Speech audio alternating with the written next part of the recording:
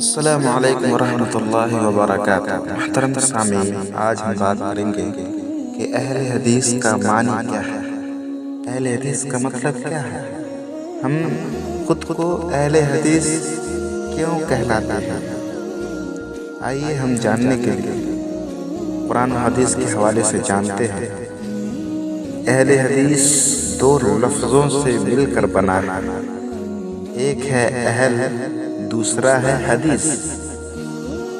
اہل یعنی والا، اور حدیث کا معنی ہے قرآن و حدیث۔ اس لیے اہل حدیث کا معنی ہوا قرآن و حدیث والا۔ لفظ حدیث کا معنی قرآن بھی ہے اور حدیث بھی۔ حدیث کا لفظ دونوں کو شامل ہے۔ رسول اللہ صلی اللہ علیہ وسلم نے قرآن کو حدیث کہا ہے، جیسے ہر خطبے میں آپ صلی اللہ علیہ وسلم فرماتے تھے فَإِنَّ خَيْرَ الْحَدِيثِ كِتَابُ اللَّهِ، کہ سب سے بہتر حدیث اللہ کی کتاب ہے۔ اور ایک جگہ اللہ رب العالمین نے فرمایا فَبِأَيِّ حَدِيثٍ بَعْدَهُ يُؤْمِنُونَ، اللہ رب العالمین نے فرمایا پھر اس کے بعد تم کون سی حدیث پر ایمان لاؤ گے؟ یعنی قرآن کتاب، یعنی قرآن کو اللہ رب العالمین نے کہا، اس کے بعد کون سے حدیث پہ ایمان لاؤ گے؟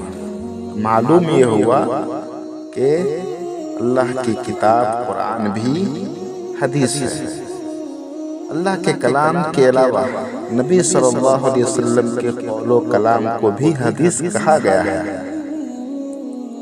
جیسے قرآن میں ہے وَإِذَا أَسَرَّ النَّبِيُّ إِلَى بَعْضِ أَزْوَاجِهِ حَدِيثًا، کہ جب نبی صلی اللہ علیہ وسلم نے اپنی بعض بیویوں سے ایک بات پوشیدہ رکھی۔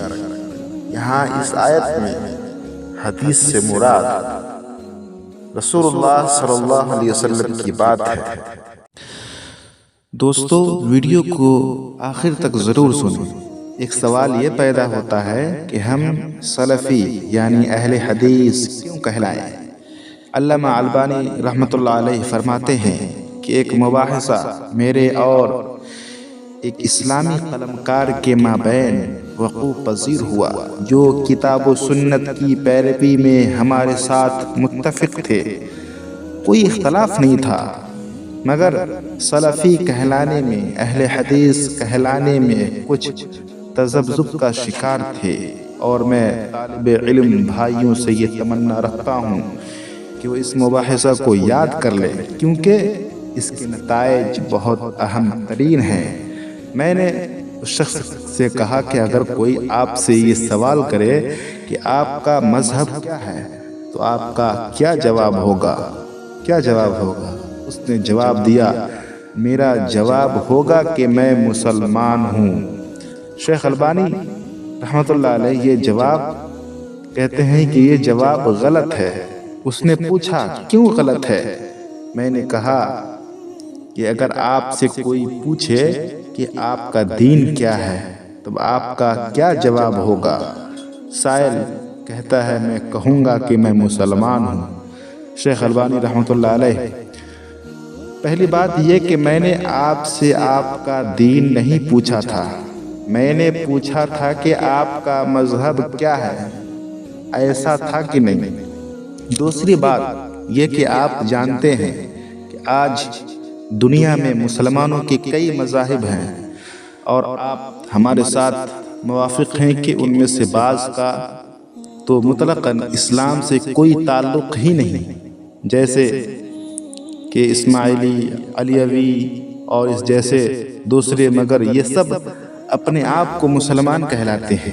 ان کے علاوہ بھی کچھ فرقے ہیں جنہیں ہم سابقہ مذکورہ فرقوں کی طرح تو نہیں کہتے، وہ اسلام سے خارج ہو چکے ہیں، لیکن بلا شبہ یہ ان گمراہ فرقوں میں تو شمار ہوں گے جو بہت سے باتوں میں ہیں لیکن بہت سے باتوں میں کتاب و سنت سے خارج ہو چکے ہیں، جیسے معتزلہ، خوارج، مرجیہ، جبریہ اور ان جیسے دوسرے معتزلہ وغیرہ جیسے دوسرے۔ تو آپ کا کیا کہنا ہے؟ یہ سب آج موجود ہیں کہ نہیں؟ سائل کہتا ہے جی موجود ہیں شیخ البانی رحمۃ اللہ علیہ، اگر ہم ان مذکورہ بالا گمراہ فرقوں سے پوچھیں گے کہ آپ کا مذہب کیا ہے تو وہ بھی محتاط روش اپناتے ہوئے آپ کے جواب جیسا جواب دیں گے کہ ہم مسلمان ہیں۔ سائل کہتا ہے میں کہوں گا کہ میرا مذہب کتاب و سنت ہے۔ شیخ البانی رحمۃ اللہ علیہ کہتے ہیں میں کہتا ہوں کہ یہ جواب بھی ناکافی ہے۔ سائل کیوں؟ شیخ البانی رحمۃ اللہ علیہ کیونکہ جن کا ہم نے پہلے ذکر کیا ہے وہ بھی گمراہ ہونے کے باوجود اپنے آپ کو مسلمان کہلواتے ہیں، ساتھ ہی ان میں سے کوئی نہیں کہتا میں کتاب و سنت پر نہیں، بلکہ سب کا یہی دعویٰ ہے، سب یہی دعوے دار ہیں کہ ہم کتاب و سنت پر عمل پیرا ہیں۔ تو ہمیں تو چاہیے کہ ہم ایک اور ضمنی اس میں اضافہ کریں کہ آپ کی کیا رائے ہے کہ ہم آج کتاب و سنت کے کسی نئے فہم پر اعتماد کریں گے، یا پھر لازم ہے کہ ہم ان کے فہم کے سلسلے میں اس چیز پر اعتماد کریں گے جس پر سلف صالحین تھے۔ سائل کہتا ہے بلکہ لازمی ہے کہ ہم فہم سلف صالحین پر اعتماد کریں۔ شیخ البانی رحمۃ اللہ علیہ کیا آپ یہ اعتقاد رکھتے ہیں کہ دوسرے مذاہب والے جو اسلام کے دعوے دار ہیں مگر اسلام سے خارج ہیں، یا پھر جو ابھی تک دائرے اسلام میں تو ہیں مگر بعض اسلامی احکام میں گمراہ ہیں، وہ آپ کے میرے اور ہمارے ساتھ اس قول کے قائل ہوں گے کہ ہم کتاب و سنت اور منہج سلف صالحین پر قائم ہیں؟ سائل کہتا ہے نہیں، وہ اس بات میں تو ہرگز ہمارے ساتھ نہیں۔ شیخ البانی رحمۃ اللہ علیہ کیا ہماری زبان میں تو ایسا کوئی ایک کلمہ ہے؟ کہتے ہیں کہ کیا ہماری زبان میں ایسا کوئی ایک کلمہ موجود ہے جو ان تمام باتوں یعنی مسلم کتاب و سنت پر منہج سلف صالحین کے مطابق کی طرف اشارہ کو ہمارے لیے جمع کر دے؟ کیا ایسا کوئی کلمہ موجود ہے جو ہمیں